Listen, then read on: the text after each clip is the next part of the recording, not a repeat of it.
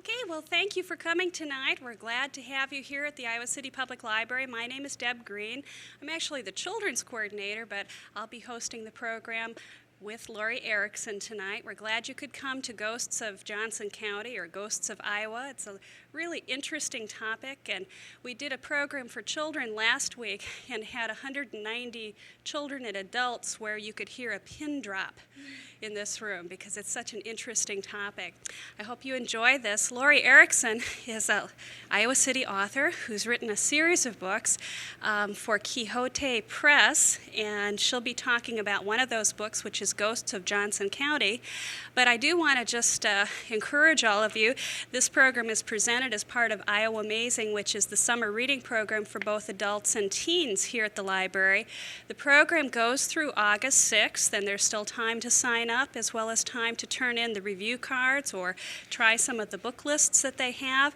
I do want to share with you that there are some more adult programs which you might be interested in, so if you like tonight's program or you're interested in some of these topics, please feel free to come to the literary walking tour on July 23rd, and then a showing of Bridges of Madison County on July 30th, as well as the showing of the film State Fair on August 6th.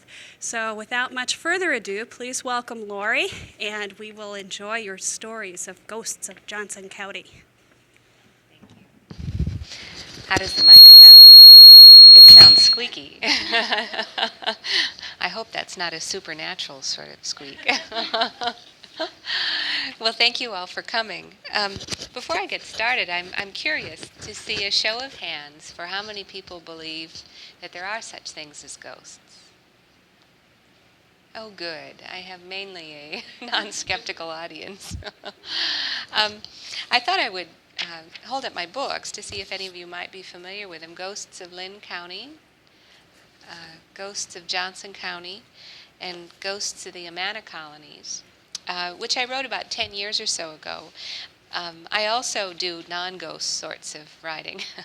I have written a couple of travel guidebooks, but the reason how I got started on the Ghost Story Project was actually someone called me, a man in Fort Madison, Iowa, who has this Quixote Press, was interested in contacting a writer in this area to do several books of ghost stories for this part of eastern Iowa. He had done several for southeastern Iowa, which you may have seen. I know one person has.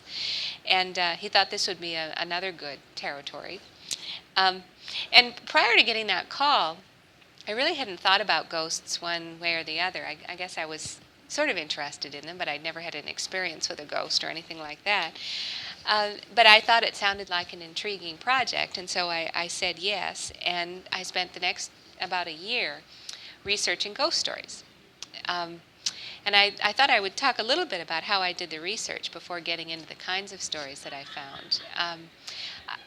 One of the first things I did was contact the local newspapers in the various areas and told them about my project and asked them if they would be interested in running a feature story about it. And sure enough, they were, because most people are interested in ghost stories, whether or not they believe in ghosts. And so I got quite a few calls as a result of those newspaper articles. People called to tell me stories that had been passed down in their family or some first-person experiences.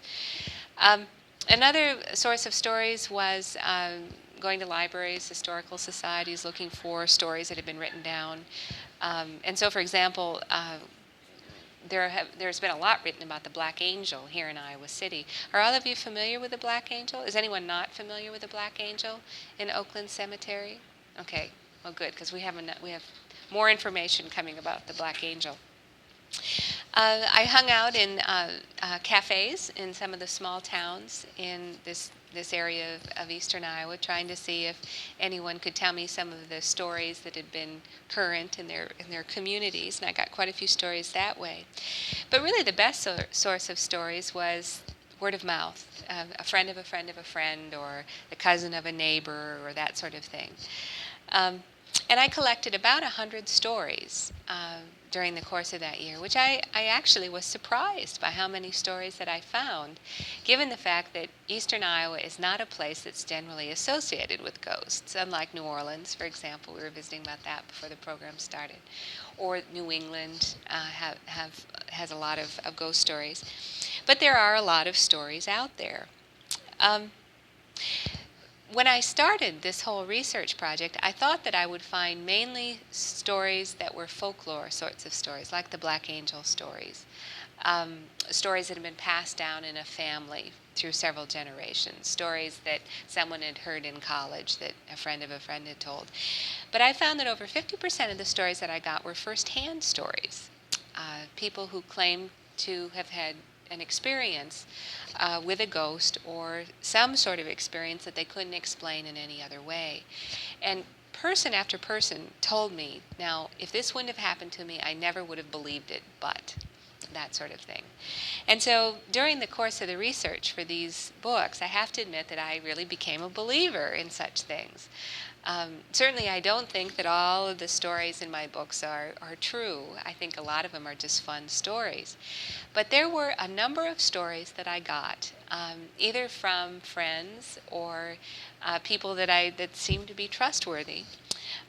Stories that I thought probably have a grain of truth to them, and that made it, even more of a fun project to have, I think, some true stories mixed in there.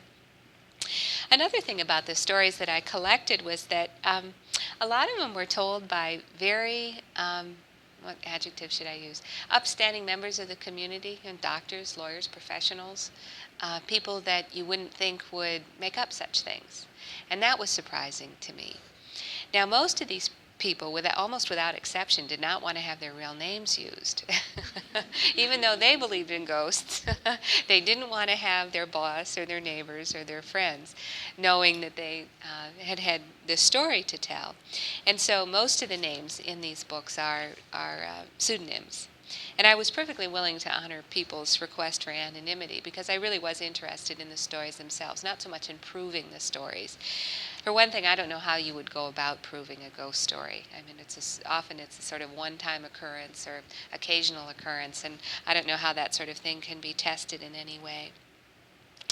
Another surprising thing about the stories that I collected was that they really weren't, out of the 100 stories, I got 2 stories that were really sort of violent, icky stories.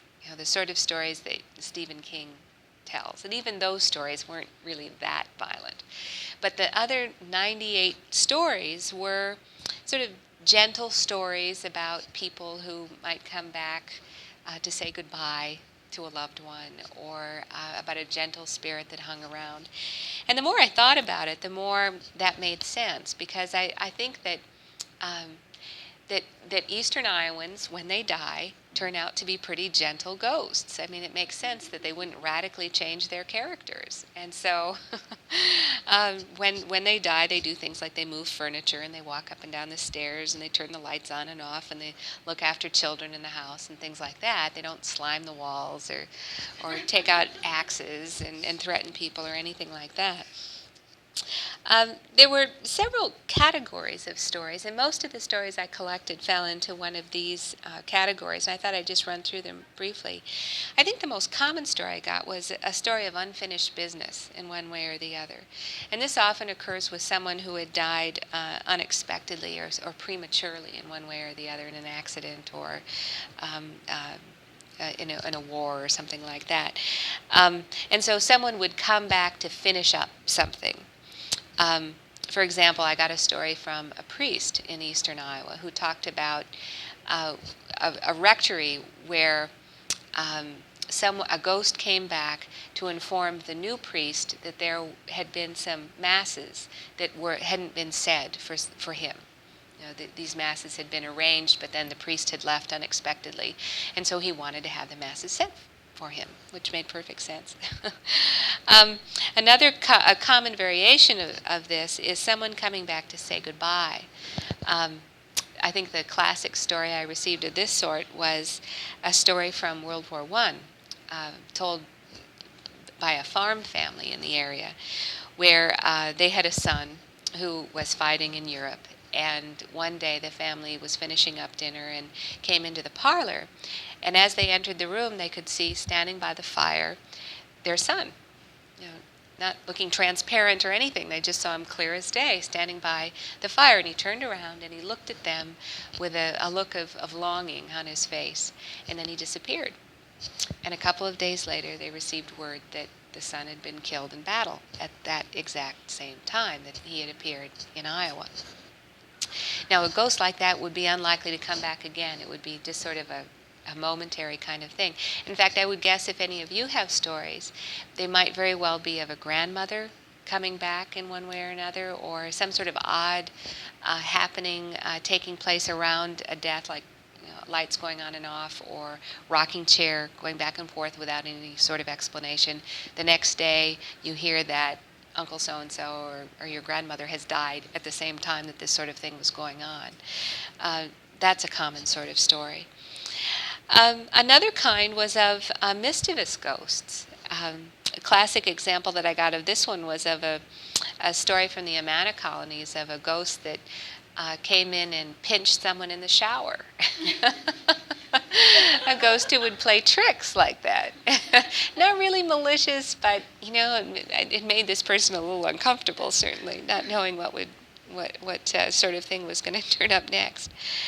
Another common story was of a person who had lived in a house for a long time and lingered on. And this really is the longest lasting sort of ghost story. A haunting of this sort seemingly could go on for many years, of an old person whose spirit seemed to linger on. One of my favorite stories from Iowa City is of a house here in town that supposedly is haunted by the ghost of a kindergarten teacher who once lived there. A woman who was known during her lifetime for being very loving towards children, and after her death, her spirit seems to have that same sort of orientation. And so several sets of families that have lived in this house tell stories of something warning them when something was going to happen to their children. For example, one time in the middle of the night, the child was sick and had been given some sort of sedative to help his cough, and he'd rolled over into a pillow and was suffocating.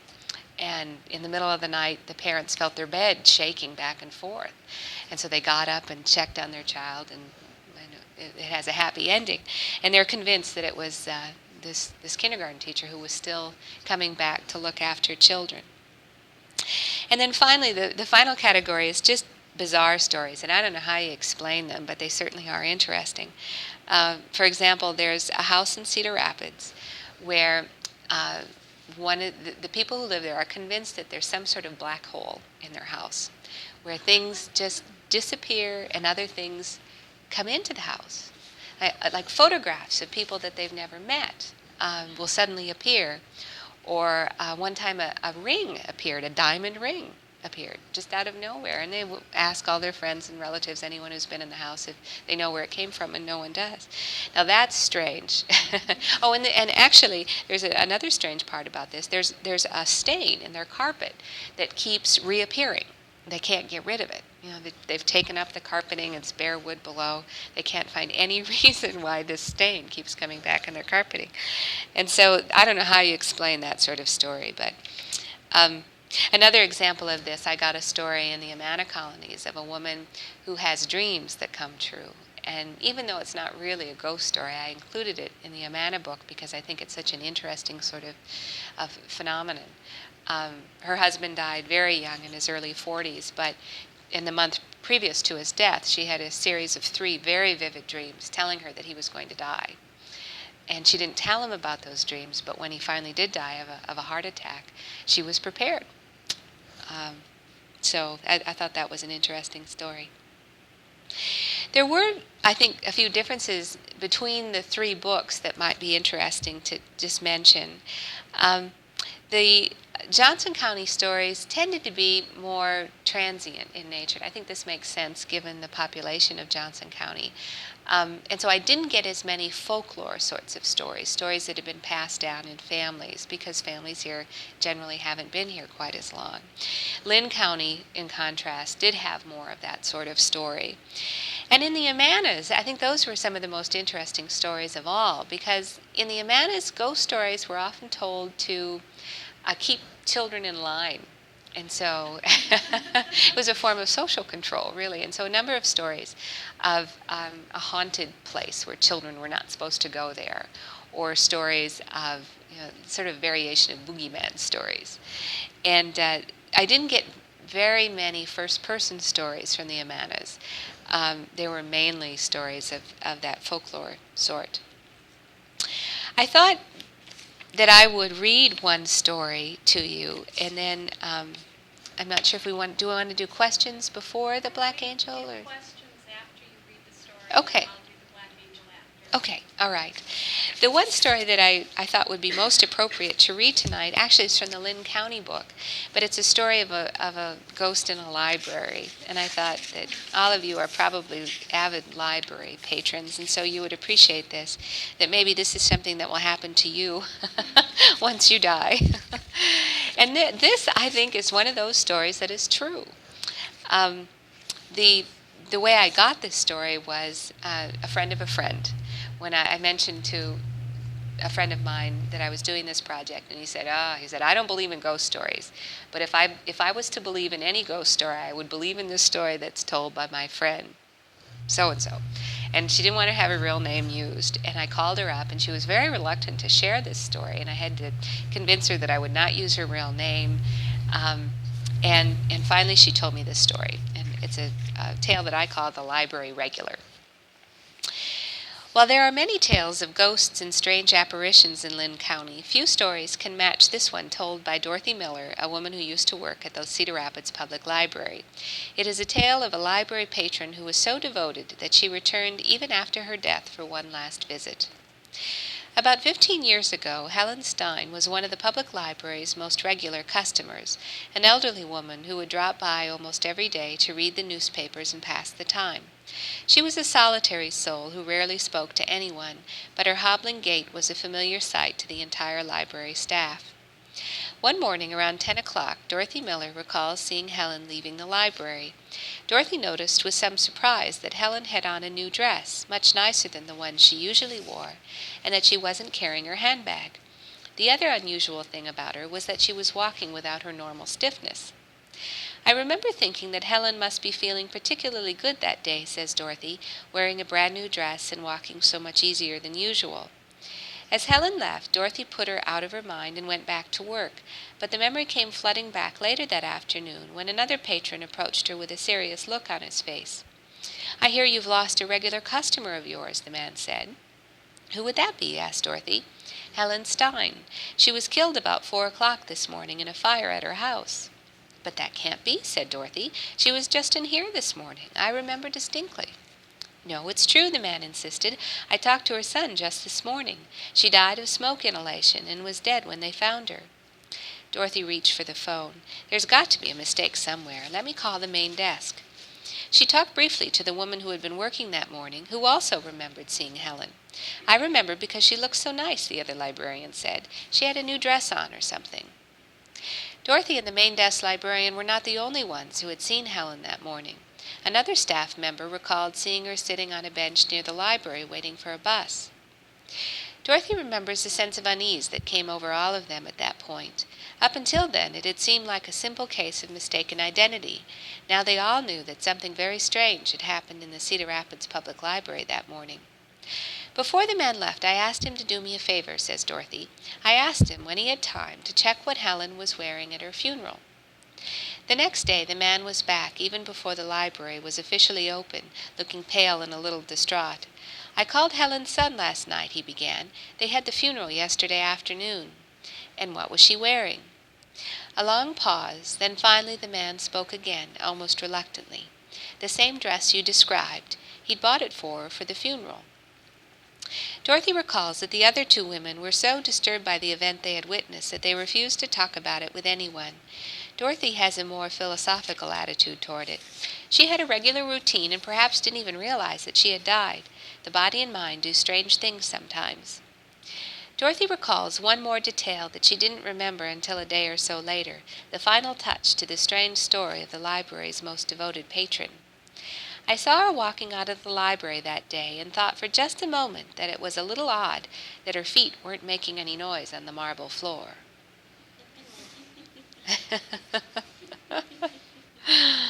So that's the story of the library regular.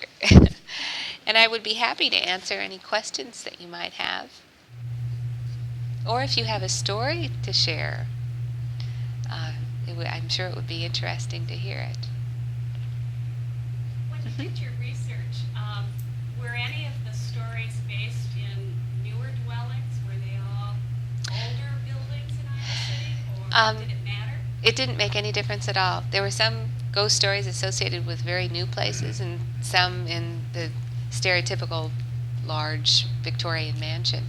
And some ghost stories, one in particular that I just love, there's a family in Iowa City that is convinced that the ghost of the grandfather of the family is coming back to give them financial advice through blinking lights in their house. And they've narrowed it down to this through a long process, that whenever he and his wife happen to be discussing finances in their living room, and this is a fairly wealthy couple, I think, the lights will start to blink. And they blink really fast if it's a no, and they'll blink very slowly if it's a yes. And over the years, they have followed the advice, and it's been very good advice, and they've made a lot of money.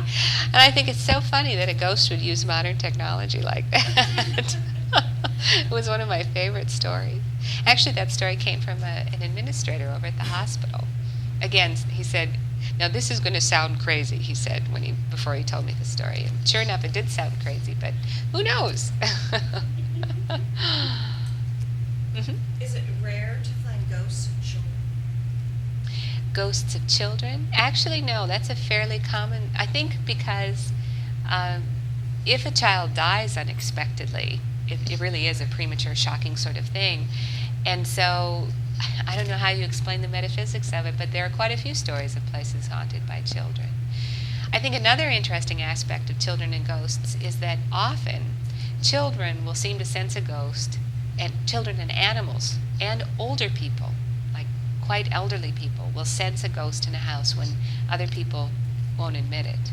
I don't know if it's something about being more receptive to new things or what, but I got quite a few stories of that sort. You just mentioned animals. Do family pets come back as ghosts? Now that's an interesting I've never been asked that before. I didn't get any stories of that sort. Animals can sense an apparition or a ghost like. There was one story in the Johnson County book, I believe, of a place that had been occupied by a very eccentric woman who was known for her love of animals. And the house continues to attract stray animals, like her spirit is hovering around and is still welcoming to them. So I don't know how you explain it, but... I have two questions for you. How did you get involved in something like this? And have you ever encountered a ghost yourself? Okay. I bet you came in a little late, because I did begin by telling about that there's a press in Fort Madison that's done a series of these books about 10 years or so ago. Now the press is no longer doing them. And so the publisher heard that I was a writer in Iowa City and called me to ask if I was interested in doing the books. So I really hadn't had much interest in ghost stories prior to that. As far as, I've never seen a ghost. I don't know, I guess I've had some experiences that I would sort of characterize as out of the ordinary, but not really ghost related, I guess. Though I do have sort of a ghost story. If you would bear with me, I haven't written this one up, and so I'm not sure I can tell it very well, but when my son was 6 months old, he got meningitis and he nearly died. And that first night when he was in intensive care, we had a very good friend who was with us that night. And she stayed with us through the night. And finally, about 4 o'clock in the morning, when it looked like my son was going to be okay, she finally went home and caught a few hours of sleep. And she had a dream that night, a very vivid dream. This is someone who usually doesn't dream at all. And she had a dream that her dead brother came to her And he had died as a child at about 4 years of age, maybe 15, 20 years ago. And he came to her in the dream and he said, Owen, which is my son's name, is going to be fine. He said, I have been watching over him. And don't worry, he's going to be just fine. And my friend, and well, both of us were very comforted by this dream. My friend was very comforted because in all those 15 years, she'd never dreamt about her brother at all. And she really felt like, it was just sort of a nice closure, in a sense, to his death, as well as a real sign of hope for my son. And my son turned out just fine. The ghost was right. Other questions? Are there stories of ghosts that you don't see but simply that you sense? Oh, I think a lot of stories like that. I think actually it's relatively rare to actually see a ghost. I have a few stories of people seeing, well, like the library regular story of seeing someone who looks perfectly normal, but then you find out later that they couldn't have been in that spot because they were dead. Or a few stories of sort of the classic kind of, wispy, transparent sort of ghost. A few stories like that. But I would say more stories of unexplained happenings in a house. That feeling of being watched, of coldness. Though I also thought it was interesting that most of the people who told me first-person experiences of a ghost in their house eventually came to like the fact that there was a spirit in their house, or that they thought that there was a spirit in the house. I think once you get over the shock, that many people thought that it was a protective kind of thing, and that the spirit was watching over them as well as their house. And so it was sort of like having an extra guard dog in the house, I guess. And I think part of that is that I got so few stories of malevolent sort of spirits that did anything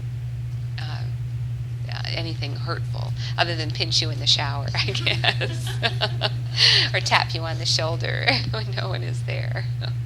I came to believe in ghosts because the house I lived in Coralville, and I was renting. One night I was upstairs reading, and I heard the front door open and close, and I heard the lock click, and I heard the person come up the stairs, and I had several roommates, and one was in a room next to mine, and I thought, well, gee, she's coming back from Missouri rather early, and I heard somebody walk down the hallway, go into the room and shut the door. And I went to bed, and I thought, well, she just came back early from vacation. And next day, I was up downstairs, and her room is right above the living room, and I kept hearing scraping noises like her chair was going back and forth, and she was studying. So, well, I'm not going to disturb her. She'll come down eventually to eat. And about 10 o'clock at night, my other roommate came up from down in the basement, and I said, well, I don't want to say her name, but my friend, our friend is back. She came back early. And she said, oh, she couldn't have. And I said, yeah, she's been upstairs all day. I just don't know what the problem is. She hasn't come downstairs. And I said, I don't know if I should go knock on the door or whatever. And finally, my other roommate went and knocked on the door, and there was nobody in the room. And the woman who owns the house told me a couple days later, I called her and told her there was something wrong with the house, and she was in New York, and she said, by the way, have you heard about the ghost? And have you heard her walk up the stairs? Because they'll hear her. And she had decided it was a woman ghost walking up the stairs and going into that one particular bedroom. And they had lived in the house for 5 years. And had heard that noise consistently. It's like, wow. Chills when I'm watching that. So how did you feel about that? Did you continue living in the house? Oh, yeah. Uh-huh. Did you tell the woman whose room it was? No, I thought maybe that big, Be a little too much. Yeah. So we Uh-huh. painted the room too. It was kind of interesting because it didn't have a lot of when we painted the room, I think it must have been a child's room because there were murals. You could see pictures on the wall when the paint was wet, and then when it dried, it went away. And we think it was a child's room, but it had been painted so many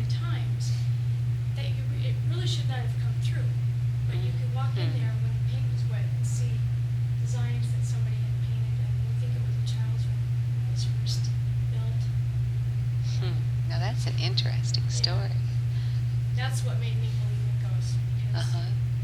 I would swear on a Bible that somebody walked up those stairs. I was in that room all day, but there wasn't.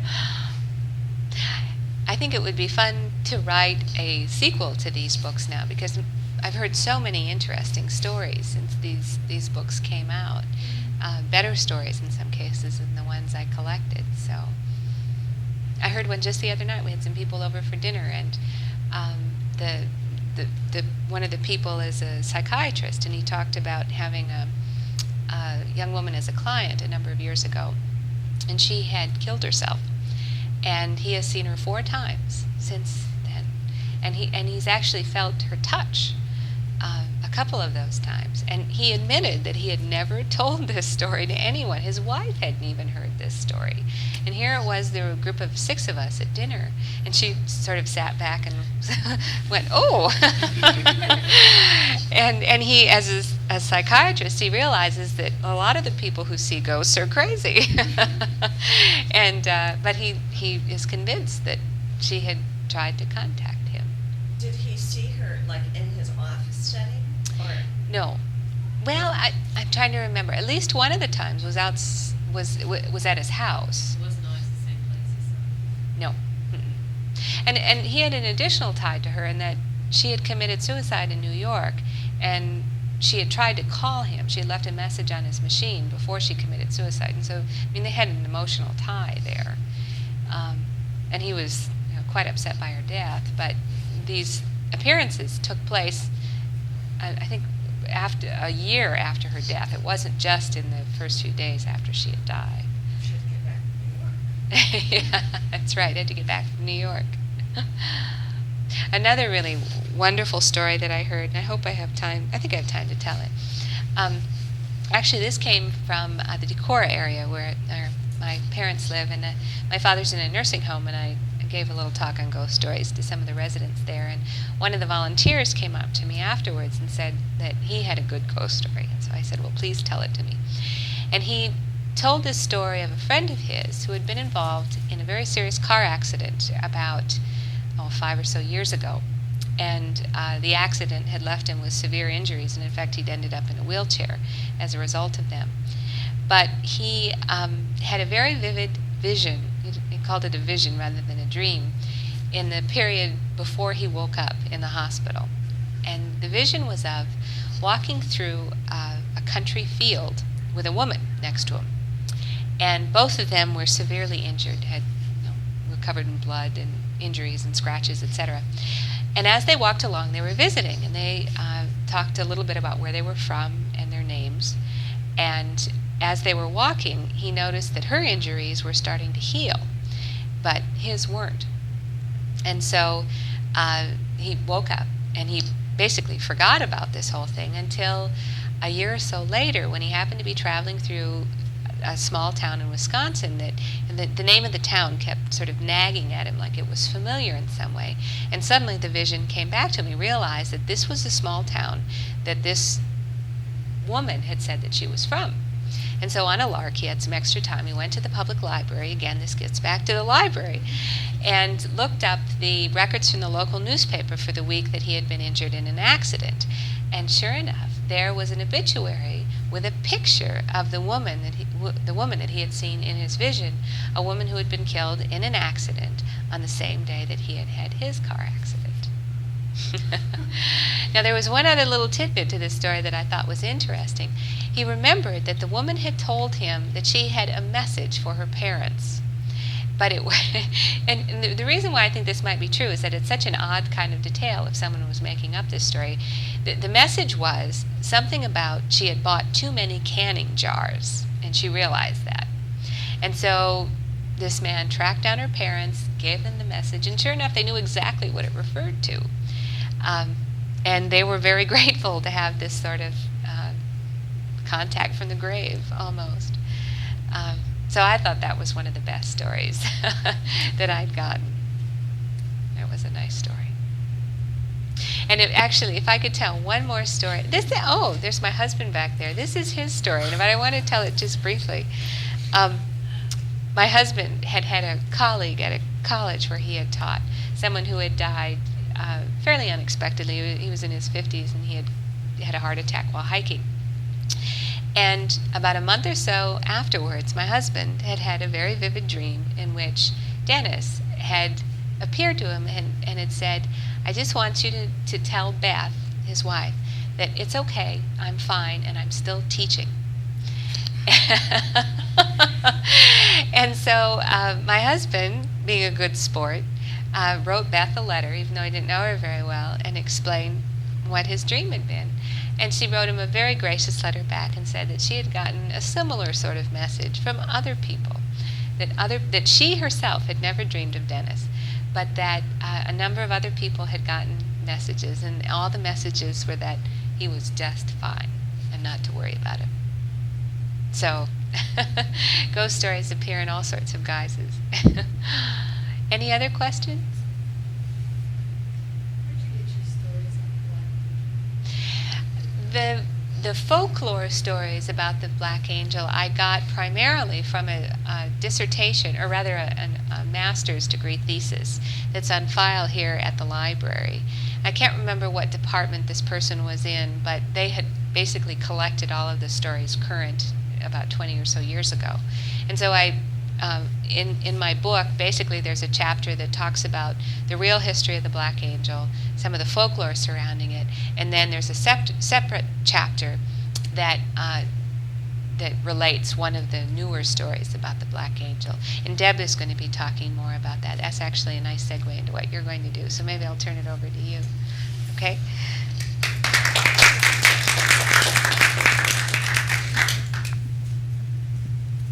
We're going to do a little switch here with microphones.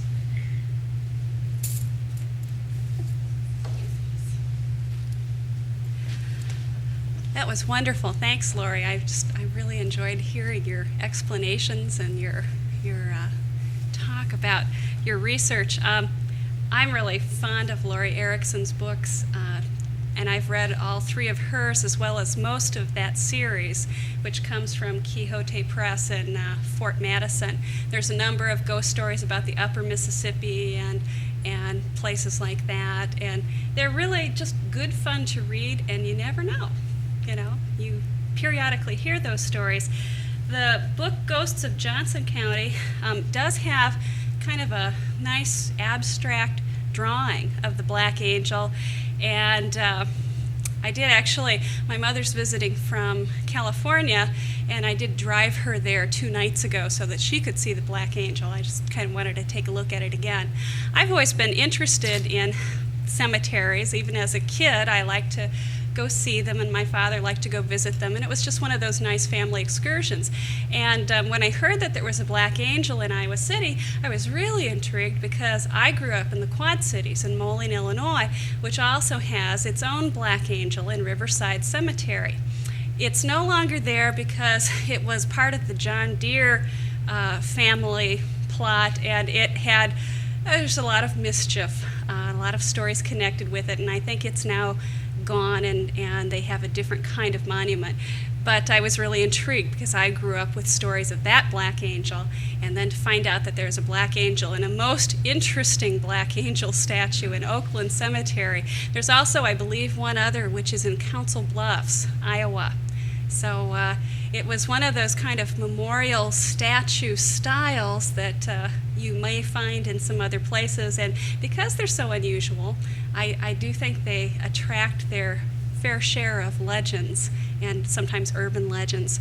The Black Angel, though, in Iowa City is a very interesting kind of true story because it is a little unusual. It is called the Felderveld or Feldervert Memorial. And what it's a memorial to is a family that lived here in the 1880s, Teresa Dolezal Feldervert, her son Eddie Dolezal, and then also her second husband, Nicholas Feldervert. Teresa and Eddie lived in Iowa City, actually, here. They came from, I believe, Bohemia, and she had been, I think, a practicing physician. Her degree did not pass along into the United States, and I believe she became a midwife for a time here in the Iowa City area. Her son, grew up and worked for a time as a clerk in a pharmacy, but unfortunately, at the age of 21, he passed away. I believe he might have had meningitis. And he passed away, and it broke Teresa's heart. She moved, I believe, eventually to Oregon. But in 1911, he passed away in 1891, and in 1911, she commissioned a statue, and that was fashion at the time sometimes to have these lovely memorial, funereal kinds of statues. She commissioned a statue by an artist, Mario Corbel, who was located in Chicago and did other kinds of statues like this. She had pretty specific ideas of what she wanted. Eddie was buried in Oakland Cemetery, and there was a kind of a tree trunk kind of cement or limestone monument. Well, she had some pretty specific ideas of what she wanted in that funeral statue, and he worked on it for about 5 months, and eventually it came to Iowa City, and Teresa was not happy with it at all. In fact, she refused to pay for it because it did not do what it was that she had said she'd wanted. And eventually it found its way into the court. The courts did finally side with the artist, and Teresa was forced to pay $5,000 to reimburse the artist for the statue. And eventually the statue was finally installed in the cemetery, and when you see the statue, what you see is a very somber, rather striking, but also rather eerie statue with one hand and wing spread up and another one down. And the interesting thing is it's a very mournful kind of looking statue because you really can't hardly see its face. And with the darkness of its color, when they did install it so that it appears that the angel is looking down at Eddie's monument. Now, Teresa, in later years, it was said, was seen fairly frequently in the cemetery, scratching away at the statue because she didn't like the fact that it had also turned black. And eventually she did pass away, as did her second husband, and the three of them are buried there, although I don't know why, but interestingly enough, Teresa just has a birth date and there is no death date inscribed on the monument. It's kind of interesting that Black Angel has attracted people, I think probably almost ever since it was installed in the cemetery. It has a lot of little legends here in town. There's a lot of question about why is that statue in a cemetery full of quite, white and colored stone monuments, why is that statue so dark? And a simple scientific explanation should be oxidation, but it is pretty dark. And there are lots of legends about it turned black, when it was struck by lightning, or a sailor, someone had it put up for their wife who turned out to be unfaithful and therefore black with shame. There are lots of little silly stories. There's also lots of stories about what's going to happen to you if you are foolish enough to touch it with your bare hand. You're going to die from anywhere from 1 to 7 days. All kinds of grievous things are going to happen to you. And then, of course, there is the legend that you're not a true University of Iowa co-ed until you've been kissed under the wing of the Black Angel. So there's a lot of little stories about it. It is kind of interesting that the times when I've walked over or wanted to show it to somebody, it's a meeting place. You meet all kinds of people who are kind of doing the same thing. And I find that kind of interesting. So if you haven't seen it at Oakland Cemetery, it's a wonderful place to go. It's a lovely cemetery in general. And knowing some of the story behind the monument just makes us all that much more curious. The story that I'd like to tell you that Lori wrote is called Larry and the Black Angel. And I do want to share that I've always had kind of an interest in ghost stories. I was a reader as a child, and I love reading and I love books, and ghost stories are of course the kind of thing that you can tell all night long at your summer camp, when you're supposed to be sleeping, and that's a lot of fun. But also from a little personal experience, since we were kind of sharing little stories, when I was 10 years old, my mother and my sister and I and my grandmother moved to Bloomington, Indiana, and there was a professor who was on sabbatical. We rented the professor's house for a year while they were in Germany. And this was a modern ranch-style house, you know, no big old mansion, nothing very special about this place. It had a nice view of the golf course, but, you know, it was just your standard rancher for the 1960s. And the top part of the house was fine. And the bottom part was a walkout basement where my sister and I had a bedroom where these people's children's bedroom had been. And it had a family room and a piano room and a laundry. And as soon as we moved in, we noticed that we really did not like to spend much time down in that basement. Now, the bedroom where my sister and I were was fine. That didn't bother us at all. But there was something about the rest of that basement that just made every one of us ill at ease. And it was almost torture for me to have to practice the piano down there because I was constantly feeling like I needed to look around my shoulder because there was something there. Now, interestingly enough, when my grandma did the laundry, she was looking over her shoulder. When my mother would want to track my sister and I down, she would be looking over her shoulder, and we never ever told each other about that. And then one night, I don't know, something happened, I got sick, and you know, when you're a child, you know, you cry out in the night, and my mother came running downstairs, and it was all dark, and she said that she stopped at the hallway, and the hallway had always been kind of cold and just really not very pleasant looking. And she said it was all that she could do to force herself to go down that dark hallway to go help me. And after we moved out of the house, it was really the only, after it all was over, was when we all began to kind of confide in each other that this house, something about that basement had made us, each one of us, even relatives that had visited us, rather just uncomfortable.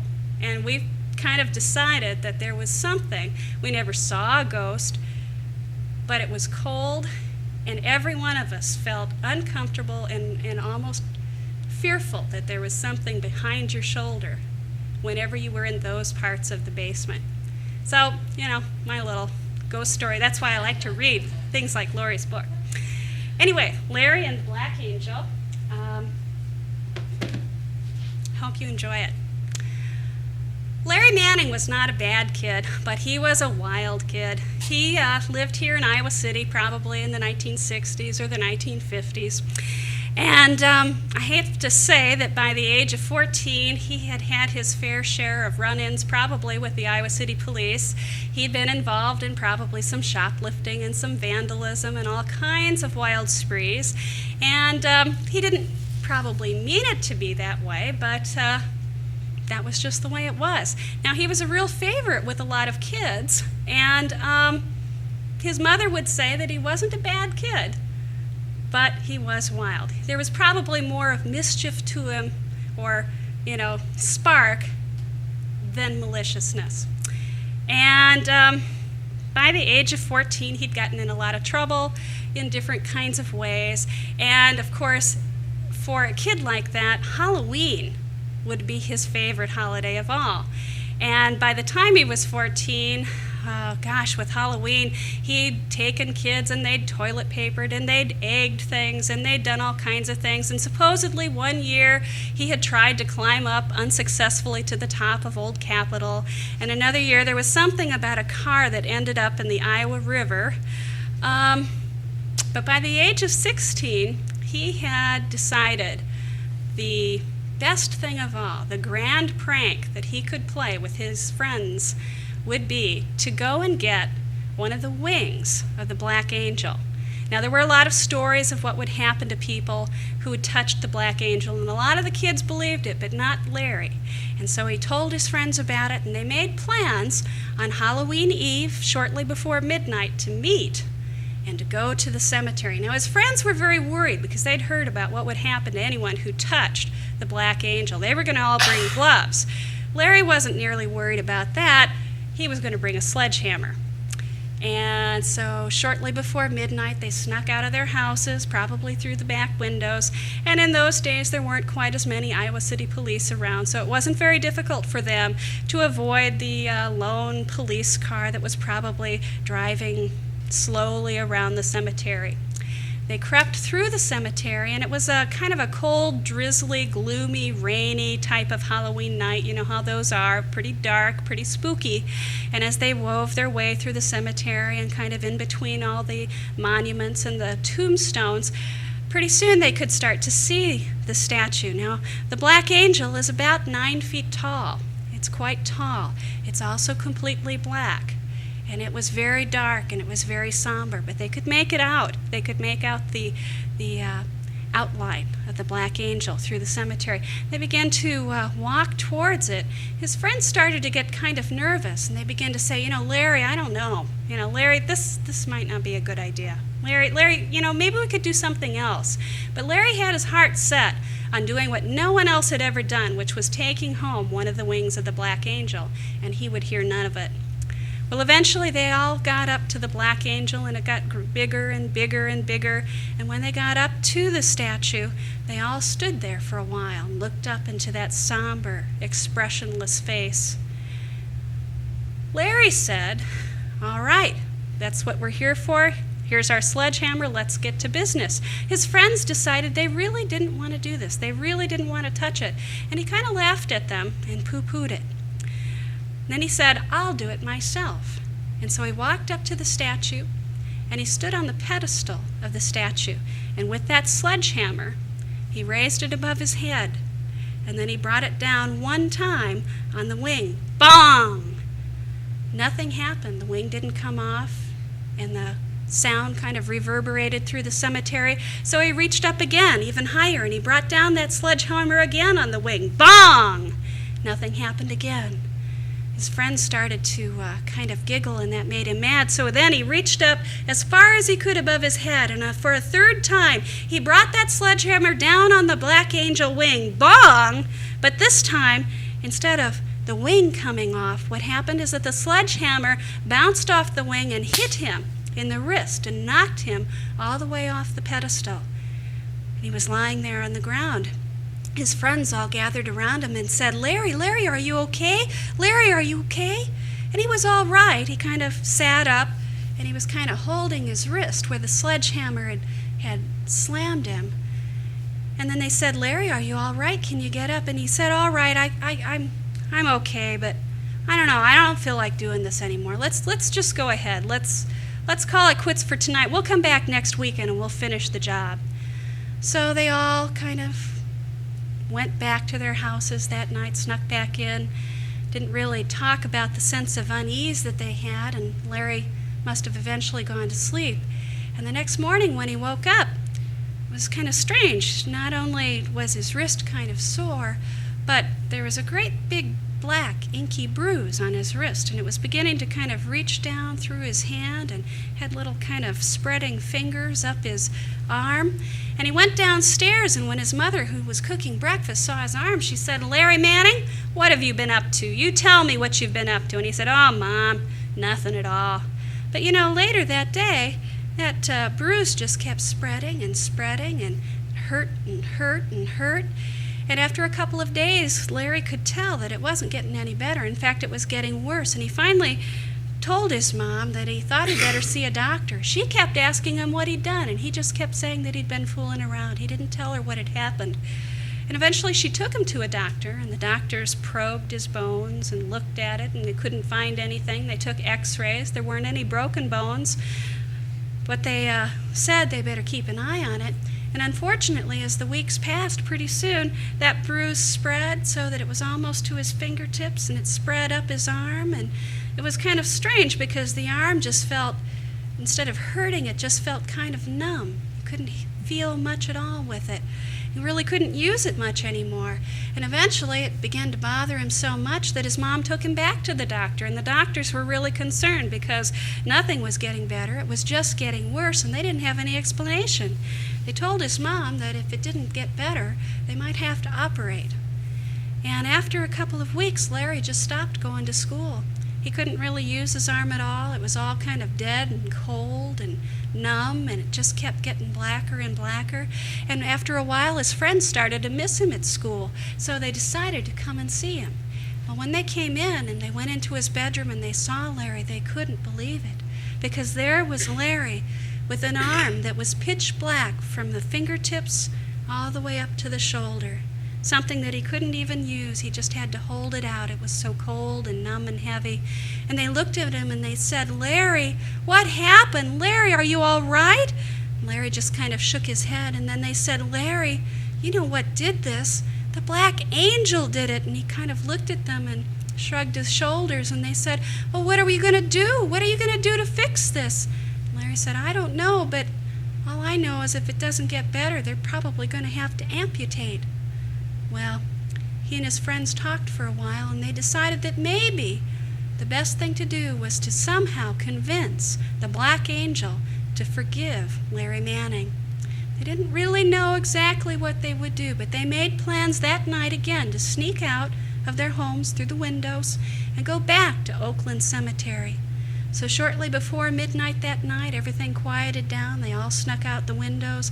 They all met at the edge of Oakland Cemetery, and that night it wasn't cold and gloomy. It wasn't raining. It was one of those kind of cold, chilly, starlit, clear nights. There was more moonlight so that you could see in the cemetery, and they could see as they walked into the cemetery through all those tombs and monuments. They could see very, very clearly that tall black statue on the horizon. They were very, very quiet as they walked up closer and closer to the Black Angel. And finally, again, this time they didn't have gloves, they didn't have a sledgehammer, there was no mischief there. They just all stood in a circle around the Black Angel. And then Larry looked at his friends and they said, "What are you going to do?" And he said, "Don't worry about it. Leave it up to me." And his friends just stood there as Larry Manning walked up to the statue, looked up into those expressionless eyes, and in a quiet voice said, "I'm sorry." And then he said again, "I'm sorry." And then for a third time, he said, "I'm really sorry." Then he looked up at the statue, and he picked up his arm and he touched his arm to the wing. After that, he felt kind of foolish, and he and his friends pretty quickly scattered back to their houses. They didn't know what else to do. And interestingly enough, the next morning when Larry woke up, it was kind of funny, but the bruise was beginning to kind of disappear. It took a couple days or a couple of weeks, but eventually it completely disappeared and his arm was cured. Didn't have to have it amputated. And I'd like to say that Larry Manning grew up to be a fine, upstanding young man and learned his lesson, but quite frankly, he wasn't a mischievous or bad boy, but he was a wild boy, and that continued up through the time that he graduated from City High School, probably fairly well known to the Iowa City Police. Eventually, Larry Manning, from what we know, did move from Iowa City. He no longer lives here, and only one of the friends that he went to the Black Angel with still lives here in town. And he's all grown up now, and in fact has his own kids who are probably teenagers as we speak. And he's an Iowa City policeman who every year around Halloween warns his kids never to tamper with the Black Angel. Now, I told this story last week to a big room full of kids here, and they immediately wanted to know the names of Larry's friends. Maybe, who knows, maybe one of them was one of their parents, I don't know. But I want to thank Lori very much for, one thing, writing such wonderful ghost story books, and also want to thank her for being willing to share her time with us tonight and answer questions. I want to thank all of you for coming to this program for the Iowa Amazing Summer Reading Program for adults and teens. And the library has lots and lots of wonderful ghost story collections, which if you go up to the 133s, you'll find. So thank you very much for coming, and I hope you enjoyed the program.